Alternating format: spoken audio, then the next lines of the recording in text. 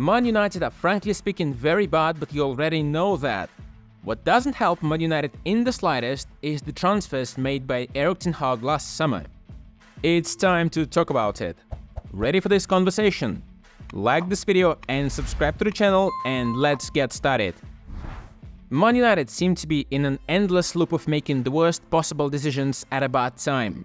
The 3-0 home defeat to Man City is not a sin, say thanks it wasn't 6-1, but it's the nature of the outcome. Once again, United got outplayed except for in the opening 20 minutes. Sky Sports put up more embarrassing statistics than United created chances. It's particularly damning to know that a rare opportunity in the second half came courtesy of a long ball played by Christian Eriksen. McTominay had a couple of half chances too. McTominay is brilliant, but he and Eriksen cannot be the only danger from your midfield. Man United and Erik ten Hag spent a sizable chunk of the transfer budget on Mason Mount, and where was he? On the bench again, at halftime replacing Sofyan Amrabat, another footballer who you wonder if he would start for anyone else in the top 6. Be honest, he wouldn't even start for Chelsea, let alone Spurs, Liverpool, Arsenal or Man City. United fans, Amrabat is not that good. Fiorentina supporters told you precisely that. And then you've got Rasmus Hojlund who, despite being the new 007 agent, actually looks like trying. On a very limited service, Hojlund is dangerous and helps others have chances.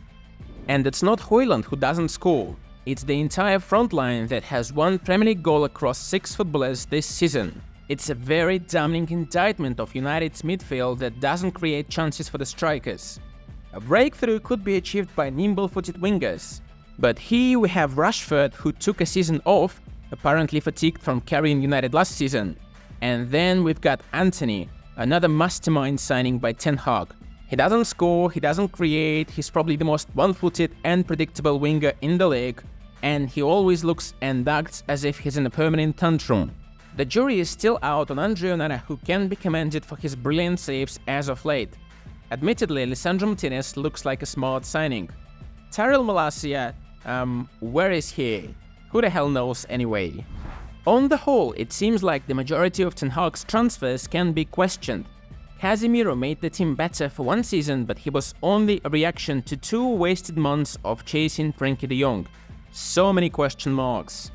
Martinez is probably the best centre-back at United, and Hojlund has bags of potential but zero service. But as for the rest... And yet, would it be correct to put the whole blame on the head coach? Antony and Mount look like a waste of money, but why did nobody at Man United question those transfers? Why did nobody bat an eyelid when Ten Hag insisted on a hugely overpriced and unprolific winger from Ajax? Man City signed Jeremy Doku for 2/3 of Antony's price. Why so much insistence on Mason Mount after he had a stinking campaign? Mount can be brilliant in a well-coordinated team, but he will never create goals apart from set pieces. Liverpool signed Dominic Szoboszlai for about the same money, and James Maddison went to Spurs for less, a transfer completely uncontested by the Premier League elite. Even the slow-paced pursuit of Sofyan Amrabat looked so desperate from a distance and felt like United's plan A, B, W and Z. Who makes the decisions at Man United? Who sanctions these transfers? Why does United's scouting department, if it even exists, offer no alternatives? Why does the head coach have so much power? The problem isn't new. United still struggle to find the balance in their recruitment. They either don't listen to managers at all or give them absolute power. Neither is the way. The correct blueprint is already there and not even a secret. Pep Guardiola openly talks about what makes his football club tick. We are in the same direction. Me, the CEO, the sporting directors, the chairman. This is why I think the club is so stable. End of the quote. This is why Man City can afford an occasional transfer blunder. Because they already have a formidable team, well planned and built across the years. But for Man United, every transfer mistake is one shovel pushed deeper.